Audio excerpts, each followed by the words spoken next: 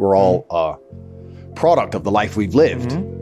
So perhaps people have come close. I have had incidents. I do carry scars. My finger came off from a knife here, you can see. How did that happen? They sewed back on. They sewed your finger back on? Yeah, you can see it. Yeah, I see it. How did that happen? It's a long story, but I got into an argument with a guy, and I have to be careful what I say, and I've never told this story online before, and I'm not going to give any much more detail. But he didn't threaten me. He just stopped replying. And then it was about a week later when I was walking through a car park. Really? Yeah. That's how the real world works.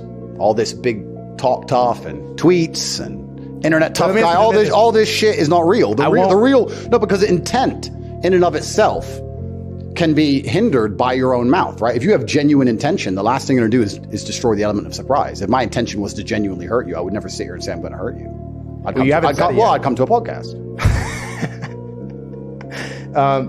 You don't have to get into details. I won't press details, but you got an argument with this guy. Who started the argument? You started it? That's a detail. You don't have to answer that. It was a disagreement. It was a disagreement. Yeah. Whose fault was it? I don't think the world really works in faults. I don't think it works in black and white. It's often varying shades of gray. Okay. There's no good team in this American infantile idea of good and bad. The fact you live in LA, there's a good guy, there's a bad guy, there's a superhero, there's an evil person who's just trying to conquer the world for no reason and enslave everybody for his ego, and there's a good guy who wants to risk his life to defend. That's not how the world works. Every single war, every single conflict, there's two sides and there's two opposing viewpoints, and some of them are part right and part wrong, which makes the world such an evil place. If it was truthfully good and evil, it'd be far easier to discern which team to be on.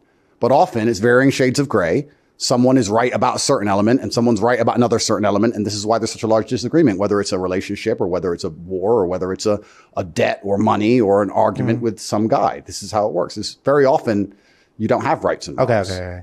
But then you go deeper down the thing. Then what's right and what's wrong? Okay, what is right and what's wrong? Right and wrong is capability, because the victor is always right.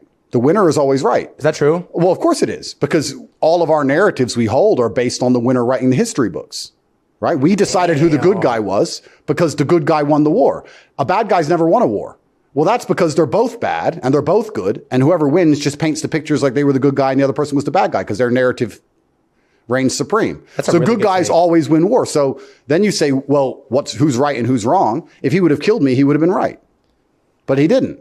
But this is the reality of the world. The reality of the world is the capability for violence. And this is what makes you right. The reason the American empire gets to be right globally around the world, the reason they get to decide what happens on certain issues, the reason they get to choose political leaders for other countries and start wars and end them in a whim is because they can destroy everything. Because they have the capability for violence, that makes them right.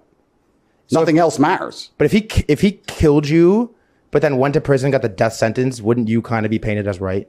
Well, he wouldn't get the death sentence. Right and weak? He wouldn't get the death sentence in the UK. And I don't think I would be painted as right. Perhaps the world we live in, we often say we see the world as we see ourselves, right? So what you just said is very telling. You're saying that if I was murdered, I would be seen as right. Because what you're thinking is that if someone murdered me, people would have sympathy for me and I'd be seen as correct and right, potentially. Whereas I see things the other way. Okay. I see the world the way I see myself. And if I got murdered, I'd be seen as wrong. He would tell everybody there was a disagreement over X amount of money. He had to go and now he's gone. And everyone would agree with him. Well, he should have paid you then or whatever. So it's your view is based on your position and yourself and your mind. In my world experience, I think that if you lose, nobody really has sympathy for you and nobody thinks you're right. I think if you lose, you just lost. And the person who wins gets to paint the narrative ultimately and completely. That's how I think the world works. He would have been absolutely right if I bled to death. Then he would be right. Just to finish it